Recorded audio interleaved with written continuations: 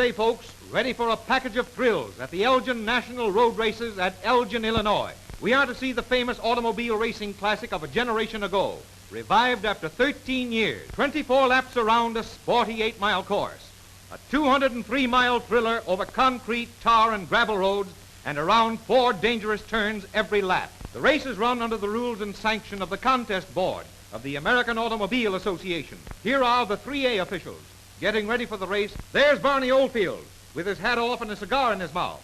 He's official starter, a veteran of the race game.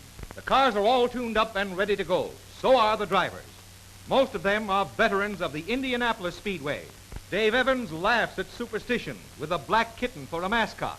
There's Ralph De Palma, the famous De Palma, back on the course for the first time since 1920 when he set the record. Cars number 1 and 2 are on the line, both Ford B8. They're off! The 203-mile grind is on. 2 more Fords push up. Dave Evans and Lou Moore at the wheel. There's the flag. Away they go. The same Barney Oldfield as when he first drove a racing car for Henry Ford back in the days of old 999. Wild Bill Cummings in number 5, a Plymouth, and H.M. Lewis in number 9, a Dodge. 2 more up. De Palma in number 7, back on the Elgin course after 13 years. Wilbur Shaw, number 8, both in Ford B8s. 2 more well-known drivers. Frank Briscoe in number 14, Fred Frame, winner at Indianapolis last year, in number 10. Watch Frame. Watch him get away. Cars number 6 and 12. Jack Petticord and Gene Haustein. The flag drops. They're off. 2 Chevrolets, numbers 16 and 17. Ted Chamberlain and Sam Palmer at the wheel. And here's the last, number 29, a Ford V8 with Harry Hunt at the wheel. Another 30 seconds and he's away.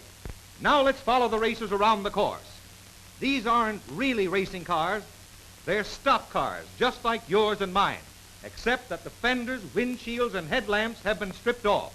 That's the kind of a race the crowd wants to see, to learn just how cars like their own perform under the most grueling driving conditions. Remember, folks, the race is over roads just like you drive on yourselves. Concrete, tar, gravel. Of course, you don't drive that fast, that far, but you'd like to know whether your car has the endurance, the senators, wouldn't you? Well, watch. Now the battle is on. The drivers are fighting for the lead. Some of these cars are going at 100 miles an hour on the straightaway. The electrical timing device in the judge's stand says so. Watch them skid around this corner. That takes real driving skill and the knack of keeping the engine at work. To make that turn safely, the drivers must break down from 100 to 35 miles an hour in a few hundred feet.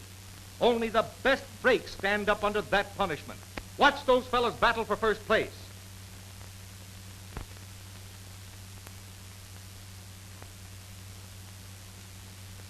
Now for the second turn. That's De Palma in number 7. Those Fords are safe at any speed.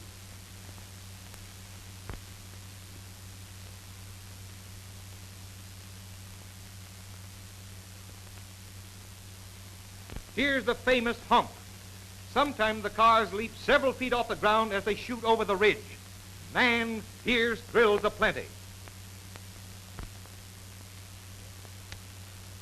Another turn. That's him in Ford number 10, a driving fool. They call him the biggest money winner in racing. Now for the gravel backstretch, the most uncertain piece of road on the course. Dusty gravel treated with calcium chloride. Watch them hug the inside of the turn as they shoot over the hill. Take a tip from them. Those fellas know how to drive safely. Here's the last turn. See them hug the inside of the corner? Lots of room to skid on if they need it, and a pile of straw bales to bounce into if they miss. There's the blue flag. 1 more lap to go. 8 miles with a wide open throttle. 4 more turns, 4 more skids. The low-slung Fords under perfect control. Wasn't that a beauty? Don't you wish you could drive that way? And here's the checkered flag. Oldfield is ready. Down it goes. Frame wins in a Ford B8. 203 miles in 2 hours, 32 minutes, 6 1/10 seconds. 80 and 22/100 miles per hour. 7 Fords take the first 7 places. To the victor belong the fruits of victory, and Mrs. Frame congratulates the winner.